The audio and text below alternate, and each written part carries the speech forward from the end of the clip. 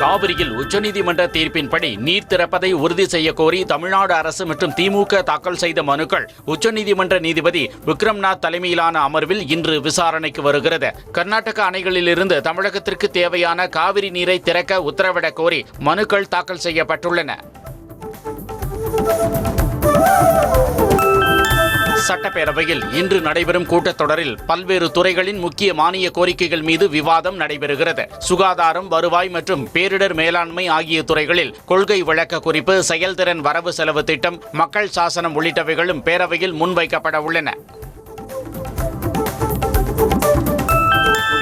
தமிழக முதலமைச்சராக பதவியேற்ற தாவேக தலைவர் ஜோசப் விஜய் தனது ஆட்சியின் முதல் 100 நாட்களை நிறைவு செய்துள்ளார். சிங்கப்பெண் சிறப்பு அதிரடிப்படை, 200 யூனிட் கட்டணமில்லா மின்சாரம், விவசாயிகளுக்கு பயிர்க்கடன் தள்ளுபடி, மாணவர்களுக்கு மடிக்கணினி உள்ளிட்ட பல்வேறு திட்டங்களை அமல்படுத்தியுள்ளார்.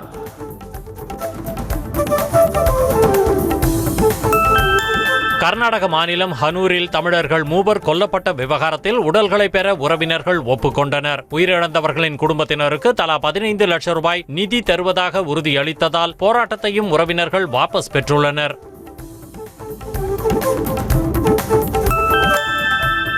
கர்நாடகாவில் 3 தமிழர்கள் சுட்டு கொலை செய்யப்பட்ட சம்பவத்துக்கு முதலமைச்சர் விஜய் கண்டனம் தெரிவித்துள்ளார். 3 தமிழர்கள் படுகொலை தொடர்பாக கர்நாடக வனத்துறை கொடுத்த விளக்கம் ஏற்புடையதல்ல என்று தெரிவித்துள்ளார். மேலும் இந்த கொடூர சம்பவம் தொடர்பாக நேர்மையான விசாரணை நடத்தி தவறு செய்தவர்களுக்கு உரிய தண்டனை வழங்கப்பட வேண்டும் என வலியுறுத்தியுள்ளார்.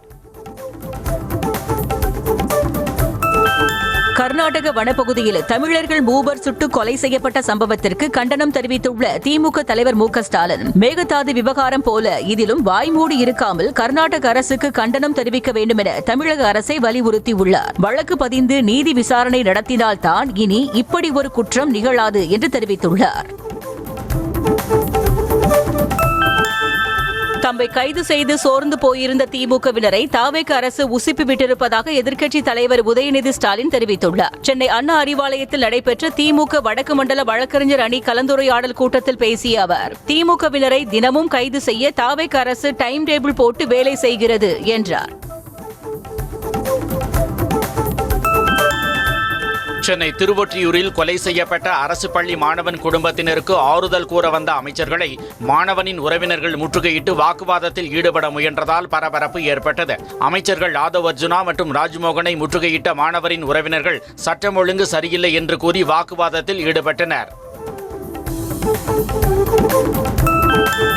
காவிரி விவகாரத்தில் தண்ணீர் திறக்க எதிர்ப்பு தெரிவிக்கும் கர்நாடக பாஜகவினரை நைனா நாகேந்திரனும் அன்புமணி ராமதாசும் கண்டிக்காதது ஏன் என காங்கிரஸ் எம்பி மாணிக்கம் தாக்கூர் கேள்வி எழுப்பியுள்ளார். மதுரையில் செய்தியாளர்களிடம் பேசிய அவர், தமிழகத்திற்கான காவிரி நீரை பெற எந்த எல்லைக்கும் செல்வோம் என கூறினார்.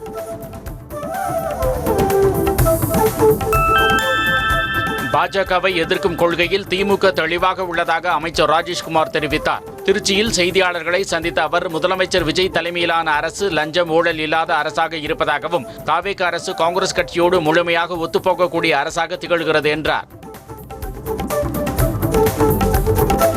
தாவேக அரசு பொறுப்பேற்று 100 நாட்களை கடந்தும் மக்களுக்காக எதையுமே செய்யவில்லை என்று திமுக முன்னாள் அமைச்சர் துரைமுருகன் விமர்சித்தார். வேலூர் மாவட்டம் காட்பாடியில் உள்ள தனது இல்லத்தில் செய்தியாளர்களை சந்தித்த அவர், தேர்தல் வாக்குறுதிகளின் பக்கம் கூட அவர்கள் செல்லவில்லை என்றும் விமர்சித்துள்ளார்.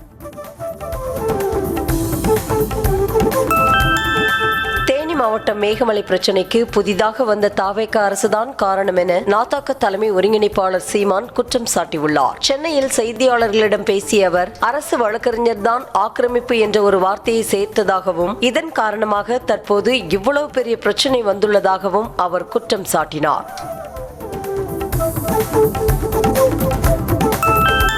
கள்ளக்குறிச்சி மாவட்டம் உளுந்தூர்பேட்டையில் நடைபெறும் விசிக மாநாட்டையொட்டி போக்குவரத்தில் மாற்றம் செய்யப்பட்டுள்ளது. தென் மாவட்டங்களிலிருந்து சென்னை செல்லவும், சேலம் மற்றும் மேற்கு மாவட்டங்களிலிருந்து சென்னை செல்லவும் தனித்தனி வழிகள் அறிவிக்கப்பட்டுள்ளது. அதேபோல சென்னையிலிருந்து திருச்சி மார்க்கமாக செல்ல தனி வழி ஏற்பாடு செய்யப்பட்டுள்ளது. வந்தே மாதரம் பாடலை சோனியா காந்தி அவமதித்து விட்டதாக மத்திய உள்துறை அமைச்சர் அமித் ஷா குற்றம் சாட்டியுள்ளார். டெல்லியில் நடைபெற்ற சுதந்திர திருநாள் நிகழ்ச்சியில் வந்தே மாதரம் பாடப்பட்ட போது அவர் ஆட்சேபனை தெரிவித்ததாக கூறப்படுகிறது. இந்த சம்பவத்திற்கு சோனியா காந்தி மன்னிப்பு கேட்க வேண்டுமென அவர் வலியுறுத்தியுள்ளார். வந்தே மாதரத்தை அவமதித்ததாக கூறி சோனியா காந்தி மன்னிப்பு கேட்க வேண்டும் என வலியுறுத்திய மத்திய உள்துறை அமைச்சர் அமித்ஷாவுக்கு காங்கிரஸ் பதிலடி கொடுத்துள்ளது. அமித்ஷா மற்றும் பிரதமர் மோடியின் அரசியல் தோல்விகள் மற்றும் நிர்வாக சீர்குலைவுகளை திசை திருப்பவே இந்த முயற்சி என குற்றம் சாட்டியுள்ளது. மோடியின் வன்முறை ஆட்சிக்கு எதிராக இளைஞர்கள் காட்டிய துணிச்சலும் மன உறுதியும் பாராட்டுக்குரியவை என டெல்லி மாணவர்கள் போராட்டம் குறித்து மக்களவை எதிர்க்கட்சித் தலைவர் ராகுல் காந்தி கூறியுள்ளார். பாஜக குண்டர்களின் அத்துமீறல்கள் மற்றும் வன்முறைகளை எதிர்கொண்ட பெண்களை நினைத்து பெருமை கொள்வதாகவும் இனி அவர்களின் குரலை அடக்க முடியாது எனவும் ராகுல் காந்தி பதிவிட்டுள்ளார். வந்தே மாதரம் பாடலை அவமதித்ததாக கூறி சோனியா காந்தி, ராகுல் காந்தி, மல்லிகார்ஜுன கார்கே ஆகியோருக்கு கண்டனம் தெரிவித்து ராஜஸ்தான் மாநிலம் ஜெய்ப்பூரில் பாஜகவினர் பேரணி சென்றனர். டெல்லி காங்கிரஸ் அலுவலகத்தில் சுதந்திர தின விழாவில் வந்தே மாதரம் பாடல் முழுமையாக இசைக்கப்பட்ட போது சோனியா காந்தி ஆத்திரமடைந்தது சர்ச்சையானது. ஜார்க்கண்டில் மாணவர்களின் போராட்டம் தீவிரமடைந்துள்ள நிலையில் மாநில முதல்வர் ஹேமந்த் சோரன் மற்றும் ராகுல் காந்தி ஆகியோரின் உருவ பொம்மையை எரித்து மாணவர்கள் தங்களது எதிர்ப்பை பதிவு செய்தனர். தேர்வு முறைகேடு விவகாரத்தை கையாள்வதில் மாநில அரசு மெத்தனம் காட்டுவதாக மாணவர்கள் குற்றம் சாட்டினர். ஜார்க்கண்டில் ஜேபிஎஸ்சி, ஜேஎஸ்எஸ்சி தேர்வு முறைகேட்டை கண்டித்து கடந்த 23 நாட்களாக மாணவர்கள் தொடர் போராட்டம் நடத்தி வரும் நிலையில் இன்று பேச்சுவார்த்தைக்கு மாநில அரசு அழைப்பு விடுத்துள்ளது. முன்னதாக அரசுக்கும் மாணவர்களுக்கும் இடையே 6 சுற்று பேச்சுவார்த்தை நடைபெற்றது. மதியம் 2 மணி அளவில் பேச்சுவார்த்தை நடைபெற உள்ளதாக தகவல் வெளியாகியுள்ளது.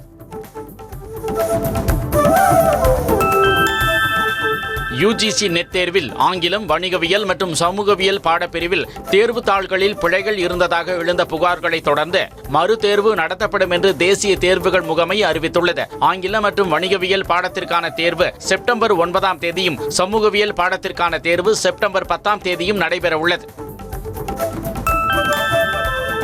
அஸ்ஸாமில் கனமழை காரணமாக ஏற்பட்ட வெள்ளம் மற்றும் நிலச்சரிவில் சிக்கி லட்சக்கணக்கானோர் பாதிக்கப்பட்டுள்ள நிலையில் கடந்த 27 நாட்களாக சொந்த வீடுகளுக்கு கூட திரும்ப முடியாமல் மக்கள் தவித்து வருகின்றனர். வீடுகளுக்குள் வெள்ளநீர் சூழ்ந்து சேரும் சகதியுமாக உள்ளதாக மக்கள் வேதனை தெரிவிக்கின்றனர். ஒடிசா மாநிலத்தில் வெள்ளத்தால் பாதிக்கப்பட்டுள்ள பத்ராக் மற்றும் ஜாஜ்பூர் மாவட்டங்களை முதல்வர் மோகன் சரண் மாஜி இன்று பார்வையிடுகிறார். வங்கக்கடலில் புதிய காற்றழுத்த தாழ்வு பகுதி உருவாகியுள்ளதை தொடர்ந்து மிக கனமழை பெய்யும் என இந்திய வானிலை ஆய்வு மையம் எச்சரித்துள்ள நிலையில் 2.37 லட்சம் பேர் பாதுகாப்பான இடங்களில் தங்க வைக்கப்பட்டுள்ளனர். ஆவணி மாத பூஜைகளுக்காக சபரிமலை ஐயப்பன் கோவில் நடை திறக்கப்பட்டது. தந்திரி கண்டரரு பிரம்மதத்தன் முன்னிலையில் மேல்சாந்தி நடையை திறந்து வைத்தார். கோவில் நடை திறக்கப்பட்டதை அடுத்து இன்று முதல் வருகிற 21ஆம் தேதி வரை தினமும் சிறப்பு பூஜைகளும் நெய் அபிஷேகமும் நடைபெற உள்ளது. டெல்லியை நோக்கி பேரணியாக சென்ற விவசாயிகளை மாநில எல்லையில் போலீசார் தடுத்து நிறுத்தியதால் கனனூரி பகுதியில் விவசாயிகள் சாலையோரம் படுத்து உறங்கினர். புதிய வேளாண் சட்டத்தை ரத்து செய்தல், வேளாண் கடன் தள்ளுபடி உள்ளிட்ட பல்வேறு கோரிக்கைகளை முன்வைத்து விவசாயிகள் போராடி வருகின்றனர். இந்தியாவின் வளர்ச்சிக்கும் நாட்டின் எதிர்கால கட்டமைப்பை உருவாக்குவதற்கும் இளைஞர்கள் மிகவும் முக்கியமானவர்கள் என்று குடியரசு துணைத் தலைவர் CP ராதாகிருஷ்ணன் தெரிவித்துள்ளார். சென்னையை அடுத்த காட்டாங்குளத்தூரில் தனியார் பல்கலைக்கழகத்தில் நடைபெற்ற பட்டமளிப்பு விழாவில் CP ராதாகிருஷ்ணன் பங்கேற்று மாணவர்களுக்கு பட்டங்களை வழங்கினார். வடகிழக்கு பருவமழையை எதிர்கொள்ளும் வகையில் தமிழ்நாட்டில் கிராமப்புற நீர்நிலைகள் மற்றும் பாசன கால்வாய்களை புனரமைக்கும் மாபெரும் பணிகள் இன்று தொடங்குகின்றன. ஊரக வளர்ச்சி மற்றும் ஊராட்சி துறையின் கட்டுப்பாட்டில் உள்ள 10,185 வரத்து கால்வாய்கள் மற்றும் 809 ஏரிகள், குளங்கள், ஊரணிகள் சுமார் 508 கோடி ரூபாய் மதிப்பீட்டில் புனரமைக்கப்பட உள்ளன. திருச்சி ஸ்ரீரங்கம் கோவிலில் தயாரிக்கப்படும் அக்கார வடிசல் பிரசாதத்தை சர்வதேச அளவில் கொண்டு செல்வதற்கான நடவடிக்கை எடுக்கப்பட்டு வருவதாக அமைச்சர் ரமேஷ் தெரிவித்தார். திருச்சியில் செய்தியாளர்களை சந்தித்த அவர், தமிழ்நாட்டில் உள்ள முக்கிய கோவில்களில் அடிப்படை வசதிகளை மேம்படுத்தும் வகையில் பட்ஜெட் தயாரிக்கப்பட்டுள்ளது என்றார். கோவை கல்லூரி மாணவர் அமுதன் அடித்து கொலை செய்யப்பட்டதை கண்டித்து கள்ளக்குறிச்சியில் திமுக சார்பில் ஆர்ப்பாட்டம் நடைபெற்றது. ரிஷிவந்தியம் தொகுதி திமுக MLA வசந்தம் கார்த்திகேயன் தலைமையில் நடைபெற்ற ஆர்ப்பாட்டத்தில் கள்ளக்குறிச்சி தொகுதி MP மலையரசன், உளுந்தூர்பேட்டை தொகுதி MLA வசந்தவேல் மற்றும் கட்சி நிர்வாகிகள், தொண்டர்கள் கலந்து கொண்டனர். விண்வெளி துறையில் தனியார் நிறுவனங்கள் வருவது தவறு கிடையாது என இஸ்ரோ முன்னாள் தலைவரும் தமிழ்நாடு அரசின் பாடத்திட்ட வழிகாட்டு குழு தலைவருமான மயில்சாமி அண்ணாதுரை தெரிவித்தார். புதுக்கோட்டையில் செய்தியாளர்களிடம் பேசிய அவர், புதிதாக அமைக்கப்பட்டுள்ள பாடத்திட்டம் உலகத்தரம் வாய்ந்ததாக இருக்கும் என்றார். உதயநிதி ஸ்டாலின் தான் பேசியதை தங்கள் குழந்தைகளுடன் வீடியோவை காட்டி விளக்கம் கொடுக்க முடியுமா என எம்எல்ஏ முஸ்தபா கேள்வி எழுப்பியுள்ளார். மதுரையில் செய்தியாளர்களை சந்தித்த அவர், திமுகவினர் பாஜகவுடன் கள்ள கூட்டணி வைத்துள்ளார்கள் எனவும் இதே நிலைமை தொடர்ந்தால் திமுக அதல பாதாளத்திற்கு செல்லும் என்றும் எச்சரிக்கை விடுத்தார். உசிலம்பட்டி நகராட்சி தலைவர் சகுந்தலாவின் பதவி நீக்க உத்தரவை ரத்து செய்து தனி நீதிபதி பிறப்பித்த உத்தரவை உயர்நீதிமன்ற மதுரை அமர்வு உறுதி செய்துள்ளது. கடந்த 2025 உசிலம்பட்டி நகராட்சி தலைவர் பதவியிலிருந்தும் கவுன்சிலர் பதவியிலிருந்தும் சகுந்தலா தகுதி நீக்கம் செய்யப்பட்டார். சென்னை வியாசர்பாடியில் தமிழ்நாடு வீட்டு வசதி வாரியம் மூலமாக விற்பனை செய்த வீடுகளில் முறையான பராமரிப்பு இல்லை என குடியிருப்பு வாசிகள் வேதனை தெரிவித்துள்ளனர். கழிவுநீர் ஆங்காங்கே தேங்கி நிற்பதாகவும் ஆபத்தான முறையில் மின்சார ஒயர்கள் உள்ளதாகவும் குறிப்பிட்டுள்ளனர். சுதந்திர தினத்தை முன்னிட்டு கோவை வடவள்ளி அருகே நடைபெற்ற மோட்டார் சைக்கிள் பந்தயத்தில் சீறி பாய்ந்த வீரர்களை கண்டு பார்வையாளர்கள் உற்சாகமடைந்தனர். சிறுவர்களுக்கு தனியாகவும் இளைஞர்களுக்கு தனியாகவும் நடைபெற்ற போட்டியில் பல்வேறு மாநிலங்களிலிருந்து வந்து வீரர்கள் ஆர்வத்துடன் பங்கேற்றனர். திருவள்ளூர் மாவட்டம் ஆரணி அருகே அரசு பள்ளியில் தாவேக நிர்வாகி கொடியேற்றிய வீடியோ இணையத்தில் வைரலாகி வருகிறது. பனப்பாக்கம் அருகே வடக்கு நல்லூர் ஊராட்சி ஒன்றிய தொடக்கப்பள்ளியில் நடைபெற்ற சுதந்திர தின விழாவில் சோழவரம் வடகிழக்கு ஒன்றிய தாவேக செயலாளர் அருண் பாண்டி கொடியேற்றி வைத்ததை ரீல்ஸ் எடுத்து வெளியிட்டுள்ளனர். மானாமதுரை அருகே ஒரே சமூகத்தைச் சேர்ந்த இரு தரப்பினர் மோதிக்கொண்டதில் 4 பேர் அரிவாளால் வெட்டப்பட்டனர். இதனால் அப்பகுதியில் பதற்றம் நிலவுவதால் போலீஸ் குவிக்கப்பட்டுள்ளனர். ராமநாதபுரத்தில் நடைபெற்ற TNT மறவர் மாநாட்டில் பங்கேற்றுவிட்டு திரும்பிய விளாத்திக்குளத்தைச் சேர்ந்த இரு தரப்பினர் திடீரென மோதலில் ஈடுபட்டனர்.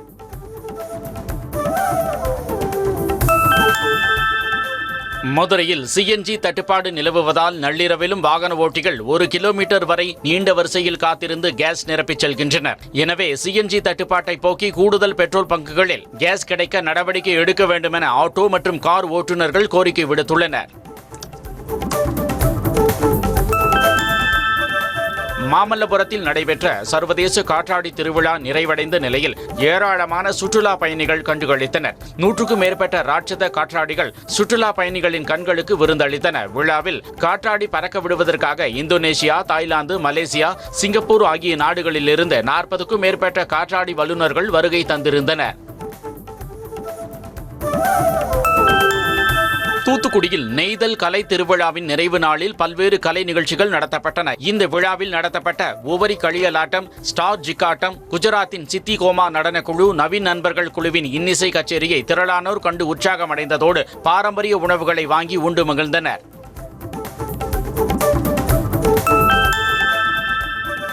சென்னை ஆலந்தூர் பகுதியில் விநியோகம் செய்யப்படும் குடிநீரில் புழுக்கள் உள்ளதாக அப்பகுதி மக்கள் வேதனை தெரிவித்துள்ளனர்.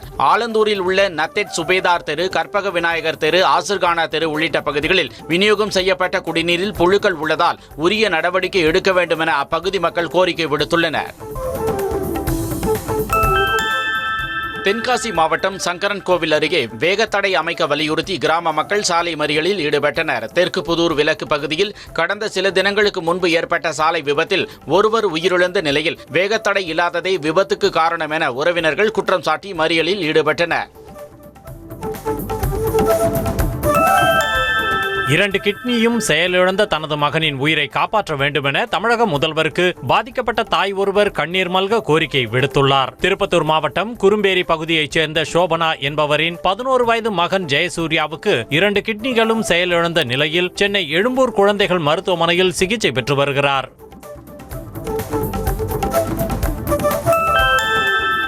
கடலூர் மாவட்டம் பன்ருட்டி அருகே பைக் மீது கார் மோதிய விபத்தில் 2 இளைஞர்கள் உயிரிழந்த நிலையில் உடலை கண்டு உறவினர்கள் கதறி அழுதது காண்போரை கண்கலங்க வைத்தது. எலந்தம்பட்டு பகுதியைச் சேர்ந்த சிந்தனை செல்வன் என்பவர் பாஸ்கருடன் சேர்ந்து இருசக்கர வாகனத்தில் சென்றபோது எதிரே வந்த கார் மோதிய விபத்தில் சம்பவ இடத்திலேயே பரிதாபமாக உயிரிழந்தனர்.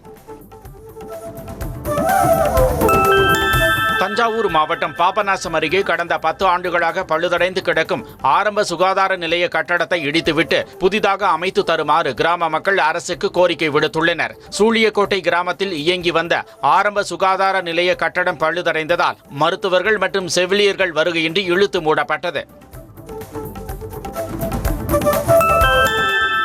சென்னை துறைப்பாக்கத்தில் தாவைக்க சார்பில் பொதுக்கூட்டம் மற்றும் நலத்திட்ட உதவிகள் வழங்கும் விழா நடைபெற்றது. சோழிங்கநல்லூர் தொகுதி எம்எல்ஏ சரவணமூர்த்தி கலந்து கொண்டு ஏழை எளிய மக்களுக்கும் மாற்றுத்திறனாளிகளுக்கும் 3 சக்கர மிதிவண்டிகள், பெண்களுக்கு தையல் இயந்திரங்கள், அயன் பாக்ஸ், அண்டா பாத்திரங்கள் மற்றும் அரிசி மூட்டைகள் உள்ளிட்ட பல்வேறு நலத்திட்ட உதவிகளை வழங்கினார்.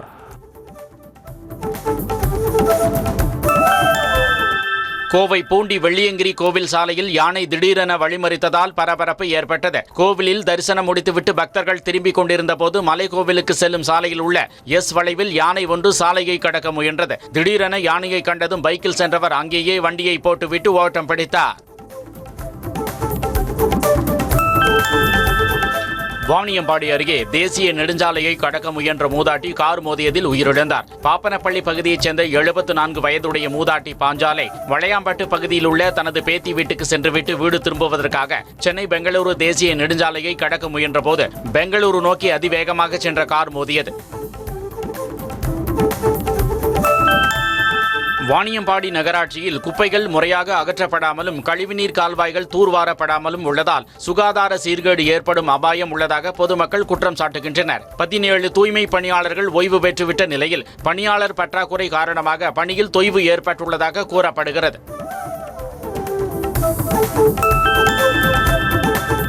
திண்டுக்கல் மாவட்டம் சின்னாளப்பட்டி அருகே ஊராட்சி நிர்வாகம் முறையாக குடிநீர் விநியோகம் செய்யவில்லை என கூறி கிராம மக்கள் சாலை மறியலில் ஈடுபட்டனர். தொப்பம்பட்டி ஊராட்சி முத்தம்பட்டி கிராமத்தில் சுமார் 200க்கும் மேற்பட்ட குடும்பங்கள் வசித்து வரும் நிலையில் கடந்த 15 நாட்களாக இப்பகுதி மக்களுக்கு முறையாக குடிநீர் விநியோகம் செய்யப்படவில்லை என கூறப்படுகிறது.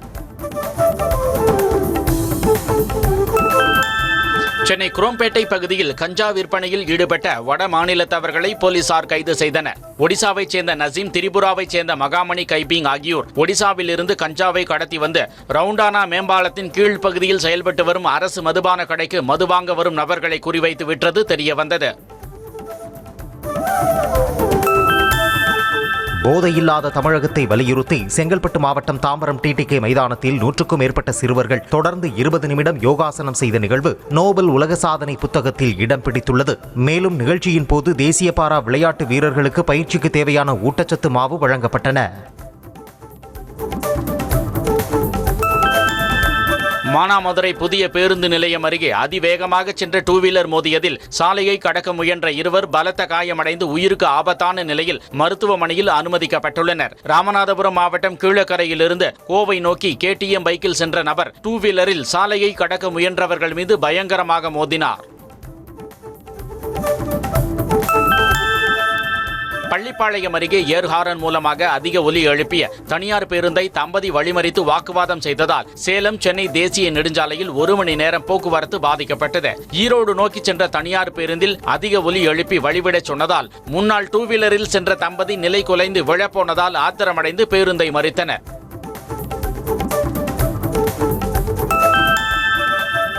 போடிநாயக்கனூர் அருகே ஆம்னி பேருந்து மோதியதில் 2 வீலரில் சென்ற நபர் மூளை சிதறி உயிரிழந்தார். அணைக்கரைப்பட்டியைச் சேர்ந்த விவசாய கூலி தொழிலாளி கோவிந்தன் நேற்று இரவு 9 மணி அளவில் போடிநாயக்கனூருக்கு 2 வீலரில் சென்றபோது பிரிவு ரோடு அருகே மூணாறு தேசிய நெடுஞ்சாலையில் பெங்களூரு நோக்கி சென்ற ஆம்னி பேருந்து மோதியது. ஆத்திரமடைந்த உறவினர்கள் சாலை மறியலில் ஈடுபட்டதால் போக்குவரத்து பாதிக்கப்பட்டது.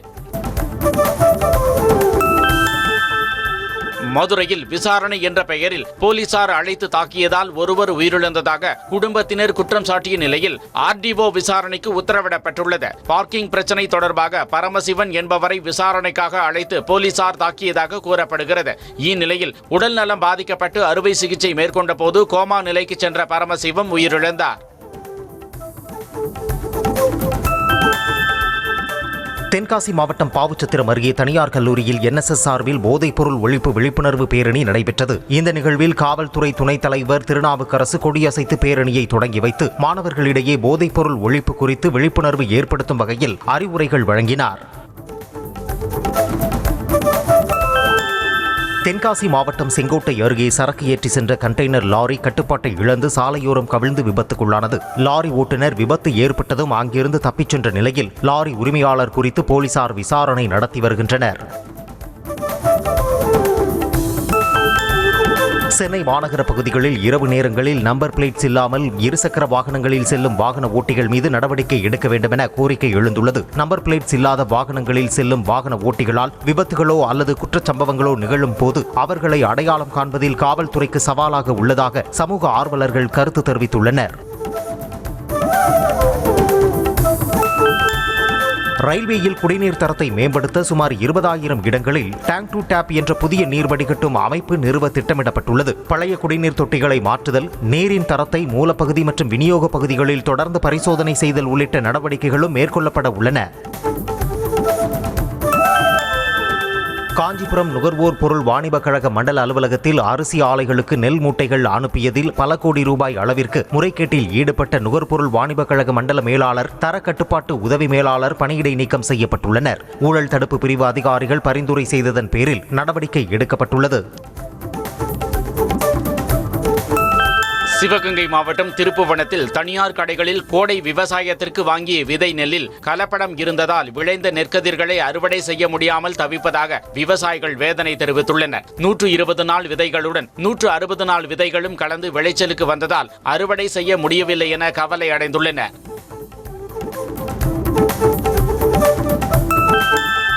திருப்பூர் மாவட்டம் உடுமலை அருகே அமராவதி ஆற்றில் நீர்வளம் பெருகவும் மழை வளம் சிறக்கவும் சிறப்பு மகா தீபாராதனை நிகழ்ச்சி நடைபெற்றது. நிகழ்ச்சியில் தேவார பாடல்கள் பாடப்பட்டு இயற்கை வளம் பெருகவும் போதிய மழை பெய்து அமராவதி ஆற்றில் நீர்வரத்து அதிகரிக்கவும் சிறப்பு பிரார்த்தனை செய்யப்பட்டது.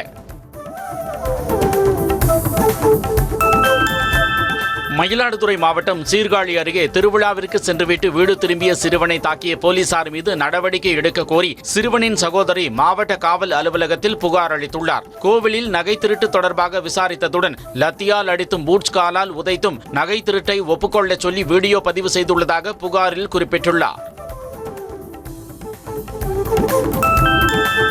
விநாயகர் சதுர்த்தி பண்டிகை நெருங்கி வரும் நிலையில் மகாராஷ்டிரா மாநிலம் மும்பையில் தற்போது முதலே கொண்டாட்டம் களை கட்ட தொடங்கியுள்ளது. தெற்கு மும்பையில் விநாயகர் சதுர்த்தி கொண்டாட்டத்தின் ஒரு பகுதியாக பெரிய வடிவிலான விநாயகர் சிலைகள் மேளதாளத்துடன் ஊர்வலமாக கொண்டு வரப்பட்டது.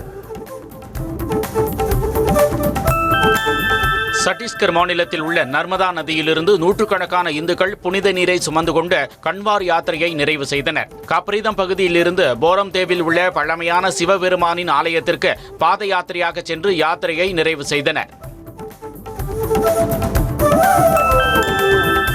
ஆந்திராவின் போகபுரத்தில் அல்லூரி சீதாராமராஜு சர்வதேச விமான நிலையத்தில் இன்று முதல் விமான சேவை தொடங்க உள்ளதாக பயணிகள் உற்சாகமடைந்துள்ளனர். விசாகப்பட்டினம் விமான நிலையத்தில் பொது விமான போக்குவரத்து செயல்பாடுகள் நிறைவடைந்துள்ள நிலையில் போகபுரத்தில் புதிய விமான சேவை துவங்குகிறது. தெலங்கானா மாநிலம் ஹைதராபாத்தில் கோவில் கருவறைக்குள் சிறுமியுடன் அத்துமீறிய 65 வயது பூசாரி போக்சோ சட்டத்தின் கீழ் கைது செய்யப்பட்டார். ராமச்சந்திராபுரத்தில் உள்ள ஒரு கோவிலில் பூசாரியாக சாயண்ணா என்பவர் இருந்து வரும் நிலையில் கருவறை மூடப்பட்டு இருந்ததால் சந்தேகமடைந்து திறந்து பார்த்த மக்கள் அதிர்ச்சி அடைந்தனர். பாகிஸ்தானில் உள்ள இந்துக்கள் உலகின் மற்ற பகுதிகளில் இருப்பதைப் போலவே மிகவும் சுதந்திரமாக வாழ்வதாக அந்நாட்டின் அதிபர் ஆசிஃப் அலி சர்தாரி தெரிவித்தார். பாகிஸ்தானில் 4% அளவிற்கு இந்து மக்கள் வாழ்ந்து வருவதாகவும் உலகின் மற்ற நாடுகளில் சிறுபான்மையினர் எப்படி இருக்கிறார்களோ அதே போன்றுதான் பாகிஸ்தானில் இந்துக்கள் இருப்பதாக ஆசிஃப் அலி சர்தாரி தெரிவித்தார்.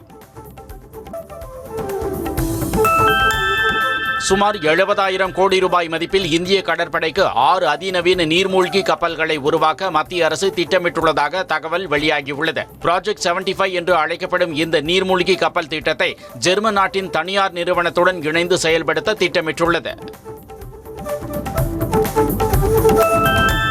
அமெரிக்கா மற்றும் இஸ்ரேலுக்கு எதிரான போரில் ராணுவ ரீதியாகவும் அரசியல் ரீதியாகவும் ஈரான் வெற்றி பெற்றுள்ளதாக அந்நாட்டின் பாராளுமன்ற சபாநாயகர் முகமது கலிஃபாப் தெரிவித்துள்ளார். ஈரானின் ராணுவ கட்டமைப்புகளை அழித்துவிட்டதாக ட்ரம்ப் கூறியிருந்த நிலையில் போரில் வென்றதாக ஈரான் கூறியிருப்பது மேற்காசியாவில் மீண்டும் போர் பதற்றத்தை அதிகரித்துள்ளது. ஏமன் நாட்டின் மோகா துறைமுகத்தில் ஈரான் ஆதரவு பெற்ற ஹவுதி கிளர்ச்சியாளர்கள் பாலிஸ்டிக் ஏவுகணைகள் மூலம் நடத்திய தாக்குதலில் 6 பேர் கொல்லப்பட்டனர். துறைமுகத்தில் இருந்த 100க்கும் மேற்பட்ட படகுகளும் சரக்கு பொருட்களும் தீயில் கருகி நாசமாகின. அதேபோன்று மரீப் மற்றும் அல்மஹா ஆகிய நகரங்களிலும் ஹவுதி கிளர்ச்சியாளர்கள் ட்ரோன் தாக்குதல் நடத்தியுள்ளனர். பிரதமர் தாரிக் ரஹ்மான் இந்தியா வருவதற்கு முன்பாக 2 நிபந்தனைகளை நிறைவேற்ற வேண்டும் என வங்கதேச அரசு வலியுறுத்தியுள்ளது. முன்னாள் பிரதமர் ஷேக் ஹசீனா மற்றும் வங்கதேச அரசால் தேடப்படும் பிற நபர்களை நாடு கடத்த வேண்டும் என்றும், அதனை மேற்கொள்ளாத பட்சத்தில் தாரிக் ரஹ்மான் இந்திய பயணம் நடைபெறுவதற்கான வாய்ப்பு குறைவு என்றும் தெரிவித்துள்ளது.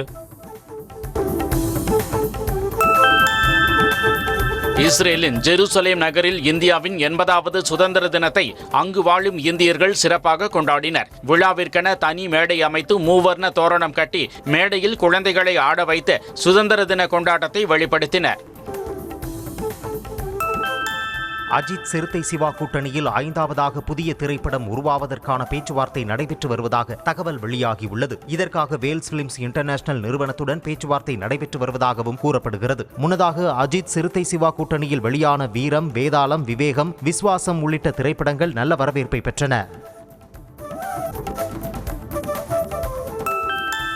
வெங்கி அட்லூரி இயக்கத்தில் சூர்யா, மமிதா பைஜு, ராதிகா உள்ளிட்டோர் நடிப்பில் வெளியான விஸ்வநாத் அண்ட் சன்ஸ் திரைப்படம் 2 நாட்களில் உலகம் முழுவதும் 100 கோடி ரூபாய் வசூலை கடந்ததாக படக்குழு அறிவித்துள்ளது. அமெரிக்காவில் விரைவாக $1 மில்லியன் கடந்த முதல் சூர்யா திரைப்படம் என்கிற சாதனையையும் படைத்துள்ளது. ராஜ்குமார் பெரியசாமி இயக்கத்தில் தனுஷ் நடிப்பில் உருவாகி வரும் ஓம் திரைப்படம் வரும் அக்டோபர் 16ஆம் தேதி வெளியாகும் என அறிவிக்கப்பட்ட நிலையில் வெளியீடு தள்ளிப்போகும் என தெரிகிறது. படப்பிடிப்பு பணிகள் நிறைவடைய தாமதமாகும் என்பதால் தீபாவளி பண்டிகைக்கு வெளியிட படக்குழு முடிவு செய்துள்ளதாக தகவல் வெளியாகியுள்ளது. கடந்த 20 ஆண்டுகளுக்கு மேலாக கதாநாயகியாக வலம் வந்த நடிகை த்ரிஷா திரைத்துறையில் இருந்து ஓய்வெடுக்க உள்ளதாக தகவல் வெளியாகியுள்ளது. சில நாட்களாகவே திரைப்படங்களில் ஒப்பந்தமாவதை தவிர்த்து வந்த த்ரிஷா முன்பு ஒப்புக்கொண்ட திரைப்படங்களில் மட்டுமே நடித்துவிட்டு ஓய்வெடுக்க உள்ளதாக கூறப்படுகிறது.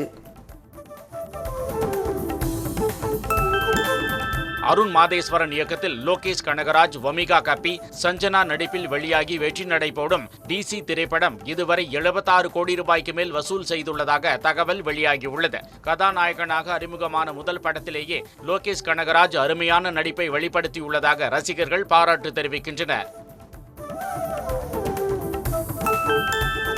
வைசாக் இயக்கத்தில் பிருத்திவிராஜ் நடிப்பில் உருவாகியுள்ள கலிஃபா திரைப்படத்தின் ட்ரெய்லர் இணையதளத்தில் வெளியானது. பெரும் பொருட்செலவில் உருவாகியுள்ள இந்த திரைப்படத்தில் அர்ஜுன் தாஸ் முக்கிய கதாபாத்திரத்தில் நடித்துள்ளார். பழிவாங்கும் த்ரில்லர் கதைக்களத்தை அடிப்படையாக கொண்டு உருவாகியுள்ள கலிஃபா வரும் 20ஆம் தேதி திரையரங்குகளில் வெளியாகிறது. சுசீந்திரன் இயக்கத்தில் சாந்தனு நடிக்கும் ஒரு கைதியின் டைரி திரைப்படத்தின் அறிமுக வீடியோவை படக்குழு வெளியிட்டுள்ளது. கண்ணன் ரவி தயாரிப்பில் சாம் CS இசையில் உருவாகும் இந்த திரைப்படத்தில் சீமான் முக்கிய கதாபாத்திரத்தில் நடிக்கிறார். கிரைம் த்ரில்லர் பாணியில் திரைப்படம் உருவாகி வருவதாக தகவல் வெளியாகியுள்ளது.